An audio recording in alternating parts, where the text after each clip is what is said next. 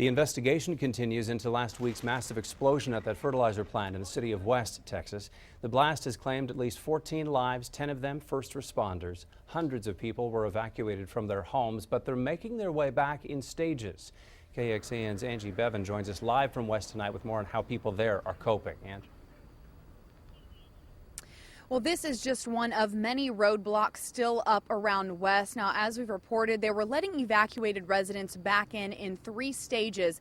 The people that live in that third area still have not been able to get back into their homes yet. Of course, those are the homes that are closest to the explosion site.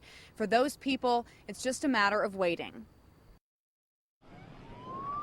We have not been allowed in there. It's locked up. Jean Smith rushed out of her home just before last Wednesday's explosion.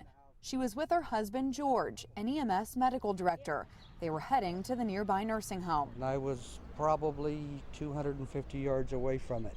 I was right next to the apartment complex. The two left their house with nothing but the clothes on their backs. They've not been able to return home, but saw it from the outside one day after the blast. It's standing, but there's chunks of the wall that are leaning out that are not leaning in an angle they should not be at. We are working nonstop, and when I say that, I don't say that term lightly. City officials announced Monday that water is shut off to around 350 homes. It could be weeks before service is restored. Meanwhile, investigators at the plant explosion site are in what they call the excavation process, still sifting through debris, searching for answers. When things fall apart, people come together. Home, help out communities where I live.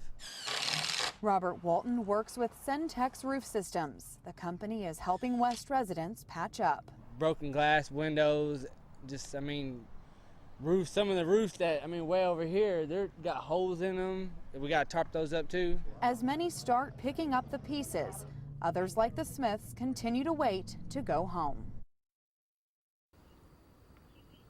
As for the water service that shut off, city officials say the water plant itself isn't damaged. They say some of the pipes running underground have been damaged, and they can't restore service until they get all of that repaired and also test the water to make sure it's safe. But for the people that still have water service in West, city officials are just reminding everyone that the entire town is under a boil water advisory. For now, reporting live in West, Angie Bevan, KXAN News.